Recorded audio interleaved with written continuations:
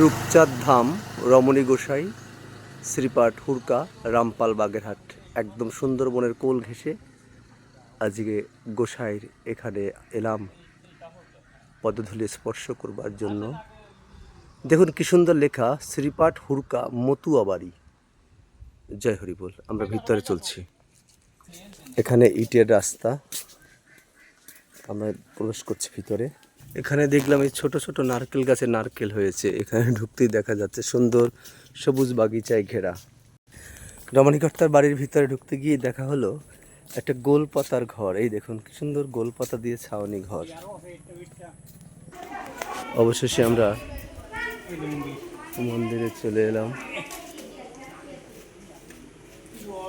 তো আটকানো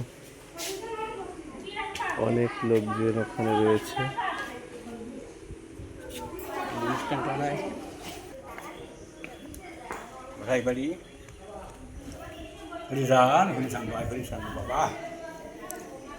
প্রণাম করো বাবু।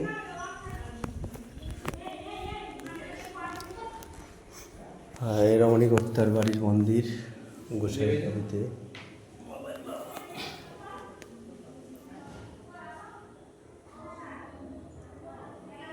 জয় হরি বল। মন্দিরটার পাশে একটা কক্ষ রয়েছে।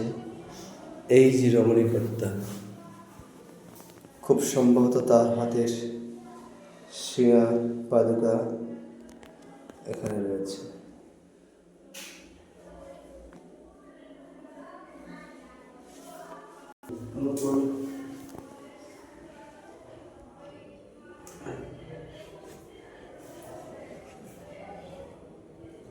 ওই যে সিঙ্গি তাই তো বাবা এই যে সিঙ্গি কলম দিয়ে ভাই পায়ে আছে তো। হ্যাঁ জয় হরি বল। রমণীকর্তার বাড়ি, রমণীকর্তাকে দেখুন।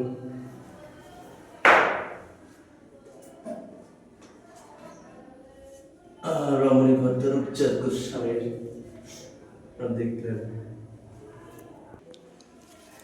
জয় হরি বল। ধরো ধরো হয়নি তো জয় হরি বল। মামার চাপ দেবো নাকি না চাপ দেওয়া লাগে না চাপ দেওয়া লাগে না রমণী গোসাই। জয় হরিচাঁদ, জয় গুরুচাঁদ। রমণীকর্তার সম্পর্কে আপনারা সবাই জানেন। আমি শুধু তার একটু বিগ্রহটা দেখানোর চেষ্টা করছি, আর চলুন বাহিরটা দেখাচ্ছি।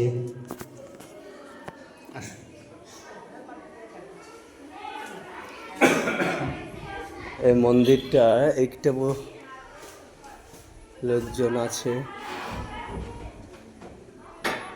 চলুন ভিতরটা একটু দেখি। রমণী ঘোষের ওইটাকে মন্দির ভিত্তিক স্কুল, হ্যাঁ? তবে এটা কি, ও প্রাইভেট পড়ানো হয়? আচ্ছা আচ্ছা, যাক, এখানে এসে অনেক গোসাইদের শরণাপন্ন হচ্ছে। দেখছি অনেক গোসাইরা এখানে রয়েছেন। জয় হরি বল। সবাই প্রণাম নেবেন। রমণী গোসাইয়ের বাড়িতে এসে বলতে পারেন এক পরম সৌভাগ্য যে মতুয়া রত্ন, আমাদের আপনজন দরদি বান্ধবদের দেখতে পাচ্ছি গোল হয়ে এক টেবিলে খাচ্ছে।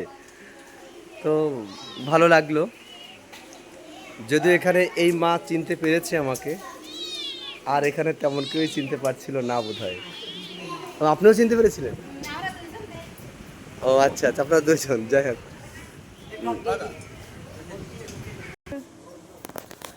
এই ঘরটার মধ্যে রমণী গোসাই থাকতেন। ছবি করলাম না, ছবি না ওটা না, বলছি এটা এই ঘরে রমণী গোসাই থাকতেন, তাই তো? আর এই হচ্ছে রমণী গোসাইয়ের ছবি তো আমি দেখেছি।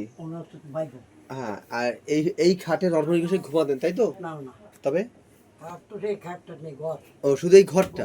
এই যে খুঁটি আছে, এই যে খুঁটি। বাহ, ঘর ভেঙে নিয়ে গেছিল। এইটা ছয়টা খুঁটি আছে। এই 6টা খুঁটি রয়েছেন শুধু তার হাতের স্মৃতি এখানে। আপনার নাম হচ্ছে?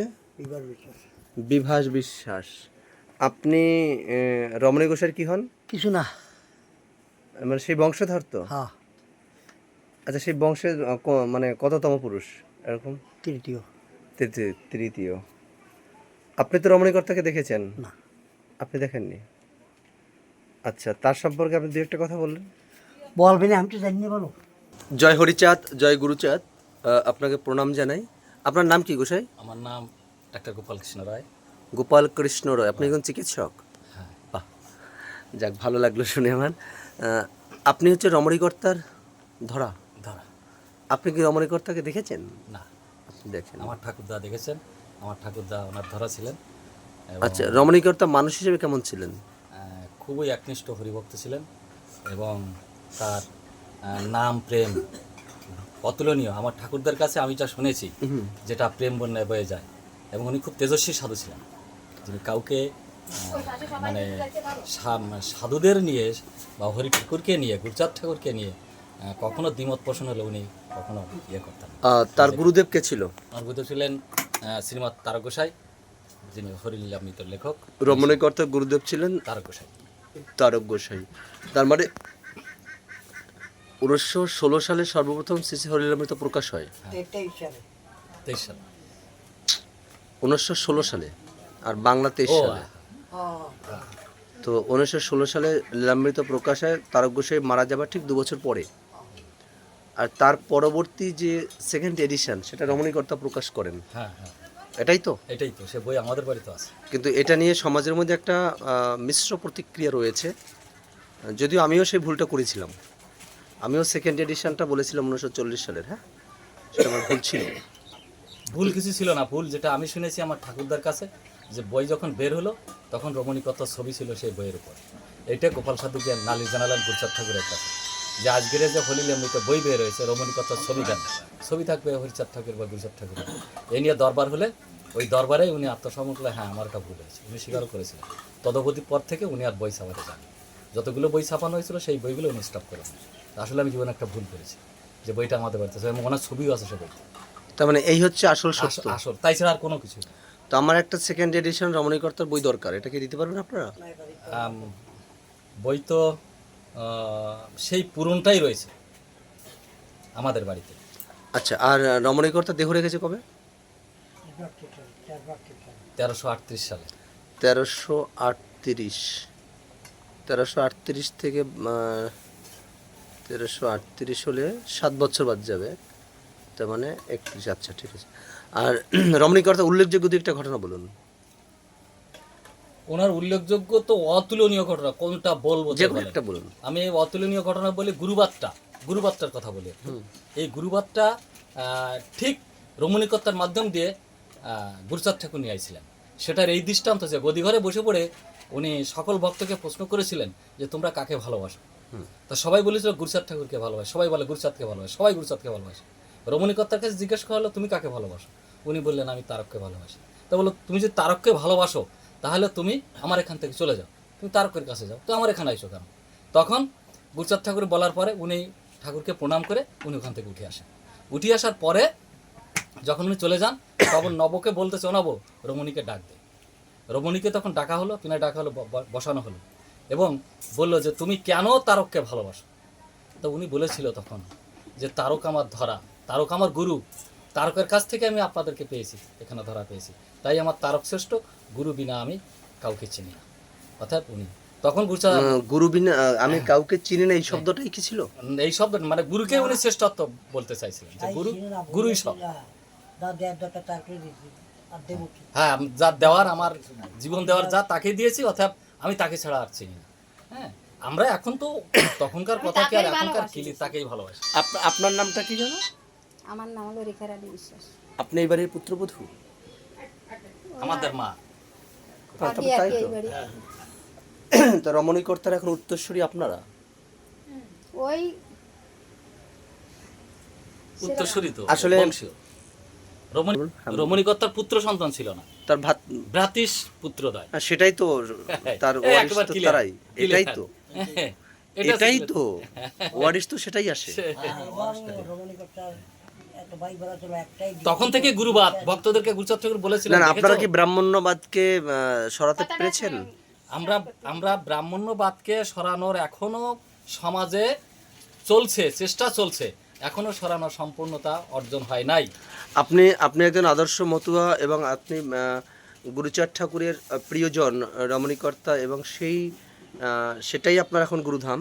তো সেখানে দাঁড়িয়ে আপনারা কি মানে একদম সচেতন মতুয়াদের মধ্যে, যেটা মতুয়া ধর্ম স্বীকার করা হয়, আবার কিছু মানুষ তারা স্বীকার করেন না, আপনি কোন মতে রয়েছেন বা আপনারা? মতুয়া ধর্ম তো আসল মুখ্য ধর্ম, যেটা হরিচাঁদ ঠাকুর গুরুচাঁদ ঠাকুর দেখাই দিয়ে এখন আপনার উপাস্যক একমাত্র হরি গুরুচাঁদ? হ্যাঁ, হরি গুরুচাঁদ। আপনারা কি অন্য দেবদেবীতে বিশ্বাসী না আছেন? না না না। তার মানে আপনারা কি এখনো বাড়িতে ব্রাহ্মণ দিয়ে পূজা অর্চনা করান?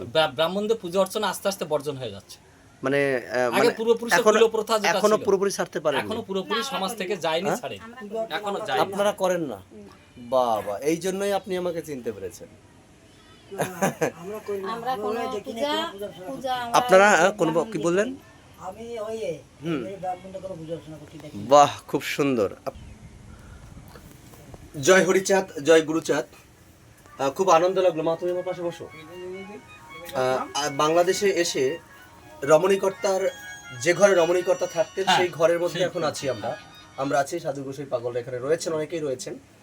কিন্তু সব থেকে ভালো লাগলো যে এই মা বললেন এবং এই মায়ের স্বামী, আপনার নাম হচ্ছে বিভাস, তিনি হচ্ছে রমণীকর্তার উত্তরসূরি, বর্তমানে তারা উত্তরসূরি।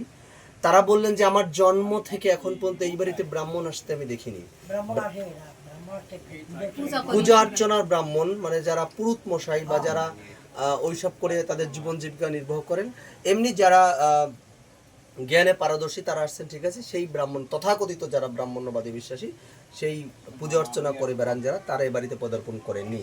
কিন্তু তারা এই বাড়িতে আসুক, কিন্তু শুধুমাত্র পূজা অর্চনাটাকে, মানে আমরা যে ঈশ্বরকে আত্মদান, এ আমাকে হয় না। পৃথিবীর সর্বশ্রেষ্ঠ কথা যদি কেউ বলে থাকেন, তিনি হচ্ছে হরিচাঁদ ঠাকুর। তিনি বলেছেন জগৎকে প্রেম করুন। তো জগৎকে যদি প্রেম করা যায়, তার মধ্যে তো আর কিছু থাকে না। তো সেটা হরিচাঁদ ঠাকুর বলেছেন। তো যদি আমরা জগৎকে ভালোবাসতে পারি, তবে তো আমাদের থার্ড পার্সন আর কাউকে লাগে না। না, তো সেই থার্ড পার্সন এ বাড়িতে প্রবেশ করেনি। প্রণাম জানাই, জয় হরি বল। গোসাইদের একটু মুখ দেখাবো আজকে পর্যন্তই, আবার নবকুমার গোসাইর বাড়িতে যাব। আপনাদের সবার শ্রীপাদ পদ্মে ভক্তিপূর্ণ প্রণাম জানাই। ঠাকুরের সবচেয়ে শেষ লীলাটা একটু বলি। হ্যাঁ, বলুন বলুন বলুন। সেটা হচ্ছে উনি যখন দেহ রাখলেন, হ্যাঁ, এটা চমৎকার, আমার ঠাকুরদার কাছে শোনা। আচ্ছা। এবং এটা সাধুদের ভিতরে যে ওনাকে যখন দেহ রাখা হলো, ওনার দেহ যখন সলিল সমাধিতে নিয়ে যাওয়া হলো, তখন ওনাকে যখন ছেড়ে দেওয়া হলো নদীতে, এই পাশের নদীতে, আড়ামংলা নদী, ছেড়ে যখন দেওয়া হলো, তখন উনি আস্তে আস্তে আস্তে আস্তে নিচে চলে গেলেন। আচ্ছা। তারপরে যখন ওরা নৌকো ছেড়ে যখন পাশে উঠলো, উনি আস্তে আস্তে আস্তে আস্তে আবার ওখান থেকে উপরে উঠলেন। উপরে উঠে জোড় আসনে বসে উঠে ওজন ধেয়ে চলেছিলেন। ওজনে গেছিলেন উনি, আর কোনে যান। ওজনে সবাইকে দেখতে লাগলো যে উনি ওজন ধেয়ে চলেছেন। এবং ওনার যে প্রিয় ভক্ত ছিল, সেই প্রিয় ভক্তের বাড়ির সামনে গিয়ে উনি তলিয়ে গেলেন। জয়খার কালীচরণ মৃধা, যিনি এই লীলামৃত ছাপানোর জন্য যারা অর্থ প্রদান করেছিলেন, সেই কালীচরণ মৃধা হবেন। তারপর যে নদীতে তার সলিল সমাধি হয়েছে, নদীটার নাম কি? মংলা মংলা, আরো মংলা, আড়ু মূলা নদী। আড়ো মংলা, মংলা মংলা। তার আগে নামটা কি বললেন? আড়ো, আরো, আলু মংলা আড়ো মংলা। আচ্ছা, সেই নদীটা কি এইভাবে এদিকে আছে? হ্যাঁ, এই তো এই পাশ থেকে, এই বেশি দূরে না, আধা কিলো হবে না। আচ্ছা আচ্ছা। গোলক গোস্বামীর তার দেহ সলিল সমাধি হয়েছে নবগঙ্গা, নবগঙ্গা। আর রমণীকর্তার দেহ সমাধি হয়েছে আড়গঙ্গা, মংলা, আড়মঙ্গা। আচ্ছা আচ্ছা, জয়ের বল, আমার ভুল হতে পারে, আপনারা ভুল হলে সংশোধন করবেন। যেটুকু আপনাদের দেখালাম। আর সবথেকে ভালো লাগলো, আমার মা দুটো প্রশ্ন করেছে, এখান থেকে সেই প্রশ্নের উত্তর দিয়ে বেরিয়ে যাব। জয় জয় হরিচাঁদ গুরুচাঁদ প্রীতি প্রমানন্দে হরিধ্বনি বল বল, হরি বল হরি বল হরি বল।